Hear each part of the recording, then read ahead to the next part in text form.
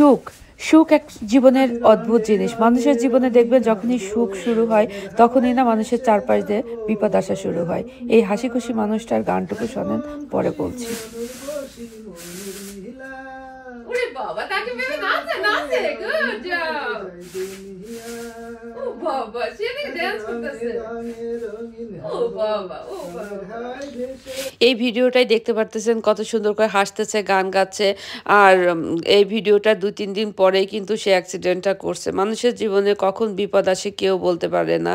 তো আমাদেরও একই অবস্থা। আমাদের গাড়িটা একদমই ভেঙে চুরে একদমই শেষ, একদম গাড়ির কোনো অস্তিত্ব নাই। তারপরেও যে সে সে বাসায় ফিরে আসতে পারছে, এটাই হচ্ছে গিয়ে শুকরিয়া। যেদিন অ্যাক্সিডেন্টটা করছে তার সেদিন ভোরবেলা মানে রাত্রে ১১টার সময় অ্যাক্সিডেন্ট করছে এবং ওই মানে নিউ জার্সিতে যেহেতু অ্যাক্সিডেন্টটা করছিল ওখান থেকে রাত্রে ভোরবেলা মামুন ভাই মানে আমাদের নেইবার আমার ভাইয়ের মতোই সে ভাই যেয়ে তাজিমের বাবাকে হচ্ছে গিয়ে ওই ভোরবেলা হসপিটাল থেকে নিয়ে আসছিল, কারণ অ্যাক্সিডেন্টটা হওয়ার সাথে সাথে অ্যাম্বুলেন্স এসে আপনাদের ভাইয়াকে অ্যাম্বুলেন্সে হসপিটালে নিয়ে গেছিলো, ইমার্জেন্সিতে নিয়ে একটা ওষুধ টষুধ দিয়ে দিচ্ছে, পেন টেনের সব কিছু ইটি করে দিচ্ছে, দিয়ে তারপর ওখান থেকে রিলিজ করছে। তো আর গাড়ির এখনো কোনো আমরা খোঁজ পাই নাই। গাড়িটা কিভাবে আছে, কোথায় আছে আমরা কিছুই জানি না, কারণ স্যাটারডে সানডে ছিল, মানডেতেও হলিডে ছিল। তো আমাদের মানে কোনো কিছুর খোঁজ খবর আমরা জানি না। এখন ও হচ্ছে বাসায় আছে, রেস্ট নিচ্ছে, মানে ঘুমাচ্ছে, সারাদিন রেস্ট নিচ্ছে, বাসায় আছে, কারণ হচ্ছে গিয়ে কাজও নাই, কাজ বন্ধ আপাতত। ওর জন্য সবাই দোয়া করবেন যেন আল্লাহ ওকে সুস্থ রাখে। আর বাচ্চা কাচ্চা নিয়ে আমি মানে এমন একটা ভয় পাইছি, ও যখন অ্যাক্সিডেন্টে ও রাত্রে ১১টার সময় অ্যাক্সিডেন্টটা করছে, তারপরে মনে হয় ১১টা ২০-এর দিকে আমারে কল দিছে, ফোন দিয়ে বলতেছে যে এরকম অ্যাক্সিডেন্ট করছি, এই অবস্থা। পরে তখন থেকে আমার গা হাত পা কাঁপা শুরু হয়েছে। তারপরের দিন পর্যন্ত আমি মানে টাইনানল ওষুধ খেয়ে আমার মাথা ব্যথা সারাইছি, এরকম একটা অবস্থা। মানে সংসারে একজনের কিছু হইলে আরেকজনের টেনশন কিন্তু আরও বেশি হয় তার থেকে। আর আপনাদের ভাইয়া ও হচ্ছে গিয়ে খুব বেশি কোনো কিছুতে সিরিয়াস না। তো যাই হোক, আলহামদুলিল্লাহ, আল্লাহর কাছে হাজার কোটি শুকরিয়া যে বড় ধরনের কোনো বিপদ হয়নি। তো তারপরেও যে ক্ষতিটা হয়েছে, যে পরিমাণ ক্ষতি আমাদের হয়েছে তাও কম না। তো অ্যাক্সিডেন্টটা হয়েছিল কিভাবে অনেকেই জানতে চাইছেন। সেটা হচ্ছে গিয়ে ও হলো গাড়ি চালায় আসতেছিল, আর হচ্ছে গিয়ে সামনে থেকে বড় একটা ট্রাক এসে ওর গাড়িতে মেরে দিছিল।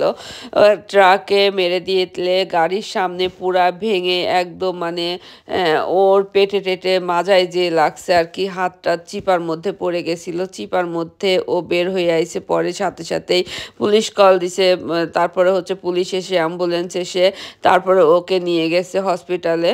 আর মানে পরে রাত্র মানে ভোরবেলা তখন বাজে ৩:৩০-৪টা, সেই সময় হচ্ছে গিয়ে আমাদের নেইবার আমার এক ভাই মামুন ভাই, আমাদের একজন পরিবারের মতোই তারা, তো ফ্যামিলির সদস্যর মতোই তারা। তো ওই ভাই হচ্ছে গিয়ে যে তাজিমের বাবারে হসপিটাল থেকে ওই সময় নিয়ে আসছে। আর একটা কথা বলবো, সেটা হচ্ছে গিয়ে সবাই ওর ফ্রেন্ড সার্কেল, আমাদের আত্মীয় স্বজন এইখানে যারা থাকে সব প্রতিবেশীরা মানে সবাই ওর অনেক খোঁজ খবর নিছে, কেমন আছে, মানে কি অবস্থা এখন, সবাই খোঁজ খবর নিছে, অনেক অনেক কমেন্টসে অনেক জানতে চাইছে ও কেমন আছে। মেসেঞ্জারে কল দিচ্ছে, আমার কয়েকদিন আমার ফোনে লাইন ছিল না, তার জন্য আমি ফোনে কাউরে ওইভাবে বলতেও পারি না। আর আসলে ফোন করে ফোন রিসিভ করে কাউরে আমি বলবো এই ঘটনাটা বারবার রিপিট করব, এটাও আমার একদমই মন চায় নাই। তো অনেকে আমারে ফোন দিছে, অনেকে কথা বলার চেষ্টা করছে, কিন্তু আমি ওইভাবে কারোর সাথেই গত ২-৩ দিন আমি আর ওইভাবে কারোর সাথে কথা বলি নাই। তার জন্যই হচ্ছে গিয়ে কেউ কষ্ট পাবেন না, কারণ আমার আসলে মনই চায় নাই যে কিভাবে হলো, কি হলো, এগুলা বারবার আমি এক একজনের ফোন করব আর এটা বারবার আমি রিপিট করব, এই কথাগুলো আমার বলতেই ইচ্ছা করতেছিল না।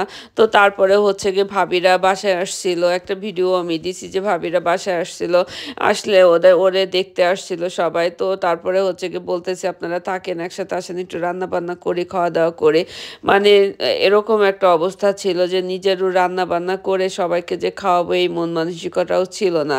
তো তারপরে সবাই একসাথে মিলে রান্না বান্না করে খেয়ে দিয়ে রাত্র, ভাবিরা কখনোই এত রাত পর্যন্ত আমার বাসায় থাকে না, তারপরে ওই দিন অনেক সময় আমার বাসায় থেকে তারপরে হচ্ছে গিয়ে গেছে।